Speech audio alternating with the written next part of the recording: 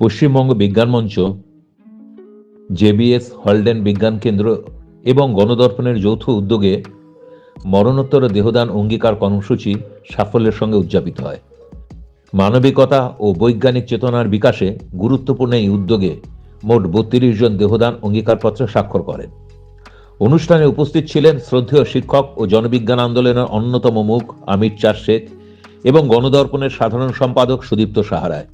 তাদের বক্তব্যে দেহদানের সামাজিক গুরুত্ব, কুসংস্কার মুক্ত বৈজ্ঞানিক মানসিকতা গড়ে তোলার প্রয়োজনীয়তা এবং ভবিষ্যৎ প্রজন্মের কাছে মানবিক মূল্যবোধ পৌঁছে দেওয়া অঙ্গীকার পত্রে কথা উঠে আসে। এই কর্মসূচিতে সর্বজ্যেষ্ঠ অঙ্গীকারকারী হিসেবে পঙ্কজ কুমার চৌধুরী বিশেষভাবে সম্মানিত হন। তার মানবিক সিদ্ধান্তের প্রতি শ্রদ্ধা জানিয়ে আমির চাঁদ শেখ তার হাতে একটি গাছের চারা তুলে দেন, যা জীবনের ধারাবাহিকতা ও সেবার প্রতীক হিসাবে অনুষ্ঠানে এক অনন্য মাত্রা যোগ করে। এছাড়া এই কর্মসূচিতে উপস্থিত ছিলেন ডক্টর অসীম চক্রবর্তী ও কেন্দ্রের কনভেনার তাপস রায়, উদয়ন আহমেদ, অঞ্চলের শিক্ষক শ্রদ্ধেয় রঞ্জিত মণ্ডল এবং অপর্ণা গুপ্ত। যিনি আমাদের একটা তার নিজের একটা পার্টিকুলার জায়গায় পা দিতে দেয় না, যে সেখানে নাকি তার গোপাল আছে। সেইটাই হচ্ছে বিজ্ঞান মনস্কতা, যে বিজ্ঞান আন্দোলনের যে লড়াই জয় ওইখান থেকে নিয়ে আসতে হবে। শুধু তাই নয়, কবিতার দেহটাকে প্রথম জেবি রায় আয়ুর্বেদিক হাসপাতালে প্রথম কবিতার দেহ দিয়ে ওখানকার অ্যানাটমি বিভাগ চালু হলো এবং দেহটা বয়ে নিয়ে গেলেন। আমরা তো গেলামই, বয়ে নিয়ে এলেন হচ্ছে ওখানকার অ্যানাটমি বিভাগের head of the department mister doctor Ahmed সাহেব। তিনি বডিটাকে বয়ে নিয়ে গেলেন। তার কারণ হচ্ছে কোনো ডোম ওখানে নিযুক্ত করা হয়নি, কোনো কর্মচারী হিসেবে ডোম নেই এবং অন্য কোনো লোক সেই তার মরদেহটা ধরলেন না, কবিতার দেহটা ধরলেন না। HOD head of the department anatomy বিভাগের তিনি বাইকে করে ফিরে এসে তিনি ডক্টর আহমেদ তিনি বডিটা নিয়ে ঢোকা হিসেবে রাখলেন যেখানে রাখা ঠান্ডা ফটকাতে, এবং কবি মাধুরীর পিঠে হাত বুলিয়ে বললেন, মা আপনার যখন ইচ্ছা হবে আপনার স্বামীকে এসে দেখে যাবেন, একটা জায়গাও আপনার কোনো অসুবিধা হবে না। কবিতা মাধুরীর পরে 4-5 দিন বাদে একবার গেছিল আমাকে সঙ্গে নিয়ে, দেখে এসেছিলাম একদম একই রকম ভাবে শুয়ে আছে। তারপর আর যা হয়নি কি হয়েছে জানি না। সুতরাং বিজ্ঞান আন্দোলনের জয় কিন্তু ওখান থেকেও হয়। একজন মানুষ যিনি ধর্মের প্রতি অগাধ বিশ্বাস, ঠাকুরদের প্রতি অগাধ বিশ্বাস, তিনি ওই লড়াইটা লড়লেন। সেই জায়গায় এই মুহূর্তে আমাদের সঙ্গে আছেন গণ আন্দোলনের নেতৃত্ব ও বর্তমানে আজকের যে কর্মসূচি মরণোত্তর দেহদান ও অঙ্গদানে অঙ্গীকারবদ্ধ বিশিষ্ট ডক্টর অসীম চক্রবর্তী। অসীম দা, আজকে এই প্রোগ্রাম কেমন লাগলো? খুবই ভালো লাগলো। আমি নিজে আজকে এই অঙ্গীকারপত্রে সই করলাম, দেহদানের অঙ্গীকারপত্র। নিজের খুব ভালো লাগছে, তৃপ্তি পাচ্ছি যে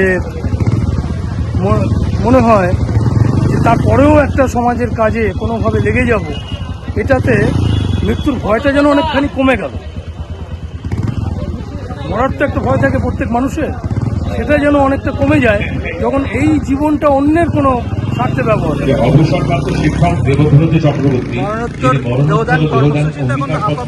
জনসাধারণের মধ্যে পরিচিতি পাই, এইভাবে মানুষের মধ্যে এটা আরো ভাবে জনপ্রিয় করতে গেলে কি করা উচিত? না, এটা তো ঠিকই যে নানান প্রক্রিয়া আছে, নানান কথা আছে, তার মধ্যে দিয়ে মানে মানুষের অন্তিম সময়ের যে বিধি বন্দোবস্ত আছে সেটাকেও একেবারে অস্বীকার করা যায় না। কারণ সবাই যদি মনে করে যে অন্তিম যে সংস্কার তাকে সবাই একেবারে বন্ধ করে দিয়ে, কবর শ্মশান বন্ধ করে দিয়ে সবাই দেহদান করবে, তাহলেও বোধহয় একটা প্রবলেম তৈরি হয়। তো এক একটা সময় এক একটা আসে, সেইভাবে ধীরে ধীরে এগোয়। যারা ধর্মগ্রন্থ যেসব জায়গায় আছে বা বিষয় আছে, সেখানেও যদি আজকের পরিস্থিতি বা ইত্যাদি বিবেচনা করতে পারত, তারাও বোধহয় দেহদানকে একটা ধর্মীয় প্রথার মধ্যেই রেখে দিত। মানে মানুষকে বাদ দিয়ে কেউ চিন্তা করেনি। আপনার ধর্মের যদি চিন্তাও বলেন, সেই হযরত মুহাম্মদ বলেন, যীশু খ্রিস্ট বলেন, বা হিন্দু ধর্মের কোনো প্রবক্তা নেই, কিন্তু হিন্দু ধর্মের যে বিষয়বস্তু তাতে কোথাও মানুষের স্বার্থের বাইরে কিন্তু কথা বলে না। তাকে কেউ বিপদগামী করতে পারে, ব্যবহার করতে পারে খারাপভাবে, কিন্তু ধর্মের মূল লক্ষ্যই কিন্তু মানুষকে ধারণ করা, ধরে রাখা, এবং সেভাবেই তো ধর্মগুলো বিধি ব্যবস্থা তৈরি করে।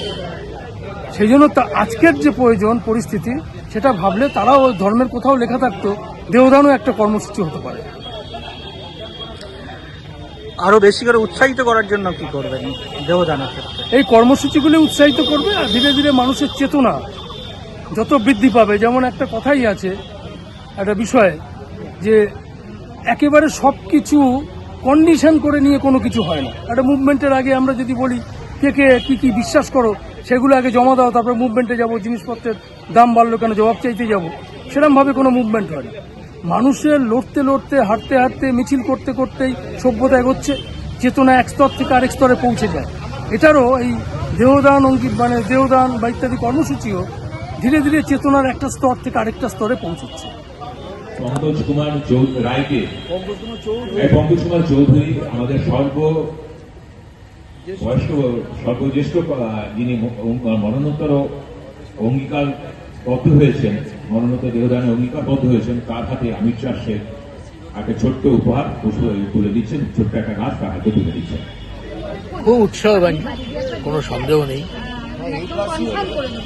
প্রায় গ্রামাঞ্চল, যদিও শহরের ছোঁয়া অনেক আগেই লেগে গেছে, তবুও আমরা প্রায় 30 জন এখানে মরণোত্তর দেহদানে অঙ্গীকারবদ্ধ হলেন। ঘটনাটা যথেষ্ট তাৎপর্যপূর্ণ।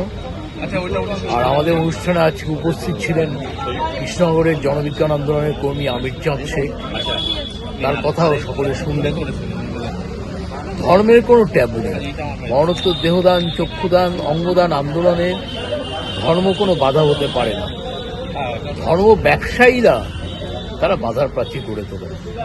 বিজ্ঞান এবং কুসংস্কার বিরোধী আন্দোলনে এই ধর্মের প্রাচীর যারা তুলে ধরেন ধর্ম ব্যবসায়ীরা, আমাদের লড়াই তাদের বিরুদ্ধে।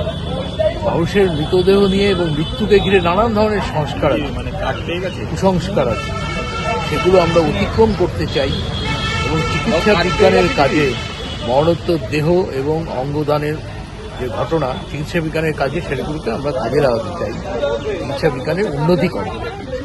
অঙ্গদান কর্মসূচিকে আরো বেশি জনপ্রিয় করতে গেলে কি কি করবে? অঙ্গদান কর্মসূচিকে আরো বেশি জনপ্রিয় করতে গেলে সাধারণ মানুষ, বিভিন্ন জনবিজ্ঞান সংগঠন, ক্লাব সংগঠন, বিভিন্ন রাজনৈতিক দলেরও এগিয়ে আসা উচিত। রাষ্ট্র, সরকার, জুডিশিয়ারি, ব্যুরোক্রেসি, এক্সিকিউটিভ সবাইকে এগিয়ে আসতে হবে। আপনি যেমন রাষ্ট্রের কথা বললেন, আমরা কয়েকদিন আগেই দেখলাম কৃষ্ণনগরে আমির চাঁদ শেখকে তার মায়ের অঙ্গদানের অপরাধে জেল খাটানো হলো। সেখানে পুলিশ প্রশাসন বলুন এবং বিচার ব্যবস্থাও কিছুটা দায়ী আমির চাঁদ শেখ, যেটা বললেন, এটা নিয়ে কি বলবেন? এটা নিয়ে বলবো যে অত্যন্ত দুর্ভাগ্যজনক ঘটনা। দুর্ভাগ্য বলবো না, আমরা বিজ্ঞান আন্দোলনের কর্মী।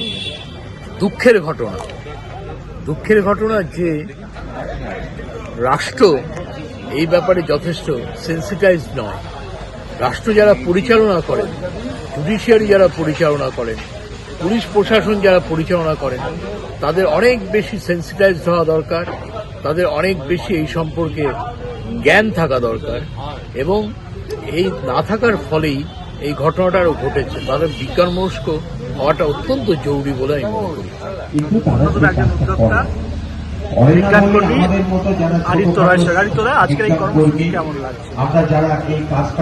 জিন্দেগিকে জিন্দেগিকে বাঁচবে, যদি তাকে সত্যি করতে হয় তাহলে মরণোত্তর দেহদান প্রদান করতে হবে।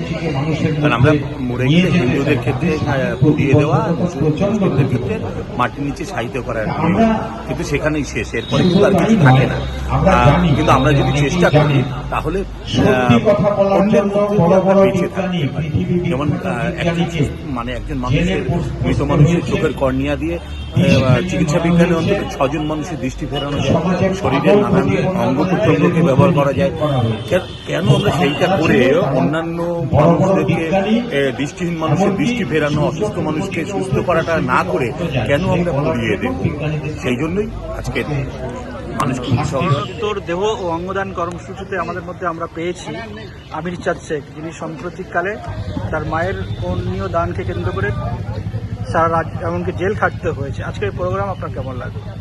দেখুন, আমাদের যে কাজটা করছি ভারত সরকারের আইন অনুসারে এবং মানুষ হয়ে মানুষের পাশে দাঁড়ানোর দায়বদ্ধতা নিয়ে, সেই জায়গাতে আমি যদি মানুষ হয়ে মানুষকে ঘৃণা করি, সেটা কোনো ধর্মেই বলেনি, মানুষে মানুষকে ঘৃণা করে। কিন্তু আমি সেই কাজটা করছি মানুষের পাশে দাঁড়ানো। আর এটাতেই কিছু কিছু ধর্মীয় যে ব্যবসাদার যারা আছে, তাদের তাদের নিজেদের কথাতেই নিজেরাই ধরা খাচ্ছি, নিজেরাই ভুল প্রমাণিত হয়ে যাচ্ছে। তো সেই জায়গাটাই আমরা করছি। একটা মানুষ মারা গেলে তাকে কবর দেওয়া হবে বা শ্মশানে পোড়ানো হবে বা অন্যান্য ধর্মীয় রীতি অনুসারে পাহাড়ের উপর রেখে আসা বা ইত্যাদি দিয়ে সেগুলো নষ্ট হচ্ছে। সেই নষ্ট জিনিস যদি কারোর প্রয়োজন লেগে সে যদি জীবিত থাকে, থাকুক না কেন।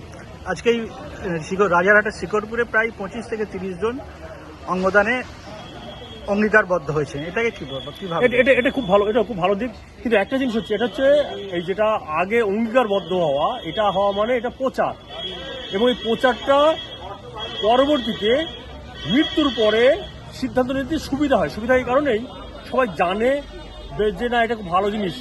একাধিকবার প্রচারের যেই জায়গাটা আসলে পরে এটা আমাদের সুবিধা হয়, এবং মূল সিদ্ধান্তটা হবে যখন মারা যাবে ঠিক সেই সময় তার পরিচিত বা আত্মীয় বা নিজের যারা থাকবে তারা যে সিদ্ধান্ত নেবে সেটাই চূড়ান্ত।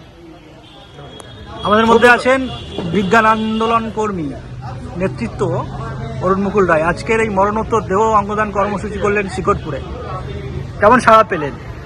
দুর্দান্ত। রাজারহাটের এত অঞ্চলে বিশেষ করে একসময় তো এসব প্রত্যন্ত এলাকা, এখন ক্রমশ বাড়ছে নগরায়নের চাপে। এখনো পঞ্চায়েত এলাকায় এরকম একটা পিছিয়ে পড়া, মানে অন্তত সমাজ সচেতনতার ক্ষেত্রে আমরা এটা ভেবেছিলাম অনেক বছর আগে থেকেই ভাবছি, কিন্তু সেই অর্থে দানা বাঁধতে পারেনি। একটা ক্লাব করেছিল, কিন্তু করোনার সময় সেটা ফলপ্রসূ হয়নি। বিশেষ করে সুকান্ত স্মৃতি সংঘ করেছিল, তার আগে শিশুমহল বলে একটা সংস্থা করেছিল, কিন্তু সেগুলো পরবর্তীকালে সেটা ফলপ্রসূ আর বেশি দূর এগোয়নি। আমরা বিজ্ঞান মঞ্চ এবং গণদর্পণের উদ্যোগে আজকে এটা করলাম।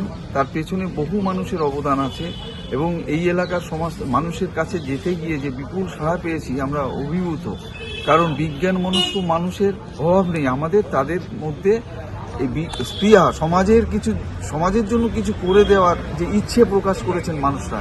আমি অবাক হয়ে গেলাম।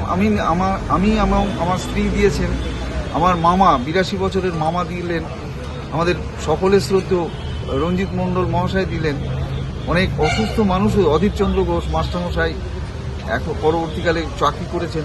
এবং আশ্চর্যের ব্যাপার, এক মাস্টারমশাই, অবসরপ্রাপ্ত মাস্টারমশাই দেবব্রত চক্রবর্তী সহ তার মেয়ে এবং স্ত্রী বৌদি 3 জন একসাথে দিলেন। এইগুলো ঘটনা আমাদের কাছে আগামী দিনের আন্দোলন প্রসারে সহায়ক হবে। এবং ডাক্তার অসীম চক্রবর্তী এই ব্যাপারে নিজে দিয়েছেন, অন্যদেরকে দিতে অনুপ্রেরণা দিয়েছেন। এটা খুবই ভালো। 35-এর ওপর কাছাকাছি আমরা দিতে পারলাম খুবই অল্প সময়ের মধ্যে। এরকম একটা মহতি কর্মসূচি, মহান কর্মসূচি তো বটেই।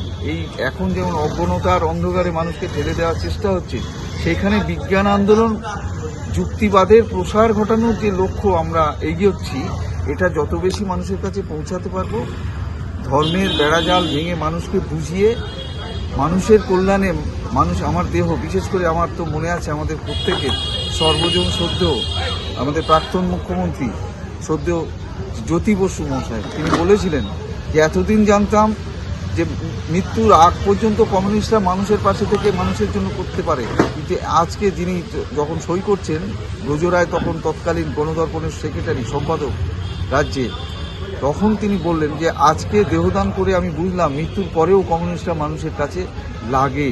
এবং সাম্প্রতিককালে এই আমির চাঁদকে নিয়ে যে বিতর্ক হলো নদিয়ায়, তাকে অ্যারেস্ট করানো হলো, তার মার কর্নিয়া দান হলো, দেহদানকে কেন্দ্র করে সমাজের অন্ধকার শক্তি যেভাবে তাকে কারান্তরালে পাঠালো, পরে সেই যিনি অভিযোগ করেছেন আদালতে দাঁড়িয়ে ভুল স্বীকার করেছেন, আমাদের এই আন্দোলনকে সংগঠিত করতে বিশেষ করে সাহায্য করেছে। আমরা খুব অভিভূত। এই এলাকার মানুষ যারা দিলেন, প্রত্যেকে, বিশেষ করে চাঁদপুর এলাকা, বিষ্ণুপুর এলাকা, রাজারহাট এলাকা, পাথরঘাটার এলাকার মানুষ বিপুলভাবে সাড়া দিয়েছেন। খুব অল্প সময়ের মধ্যে আমরা এই প্রোগ্রামটা করতে পারলাম। এবং যারা এসছেন, আমির চাঁদ এসেছিলেন, এই আন্দোলনের জনবিজ্ঞান আন্দোলনের নেতা বলে চলে, গোটা দেশে রাজ্যে এখন তার নাম ছড়িয়েছে। গণদর্পণের রাজ্য সম্পাদক সুদীপ্ত সাহারায় এসেছিলেন, ঝুলন দাশগুপ্ত আমাদের বিজ্ঞান আন্দোলনের অন্যতম নেতা। তো রাজারহাটের বুকে এই প্রথম এই ধরনের একটা কর্মসূচি পালন করা হলো, যেখানে মোট 32 জন মরণোত্তর অঙ্গীকারপত্রে সই করেছেন। এটা এমন একটা অঞ্চলে হচ্ছে যেখানে এই ধরনের কর্মসূচি অতীতে হয়নি। এই কর্মসূচিতে উপস্থিত ছিলেন মরণোত্তর দেহদান আন্দোলনের কে অনেকটা এগিয়ে নিয়ে গেছেন যিনি রাষ্ট্রযন্ত্রের কাছে যারা আক্রান্ত হয়ে 3 দিন জেলে ছিলেন তার সহপরিবারে, সেই আমির চাষের উপস্থিত ছিলেন। আর গণবিজ্ঞান আন্দোলনের নেতৃত্ব গণদর্পণের সম্পাদক। ধন্যবাদ।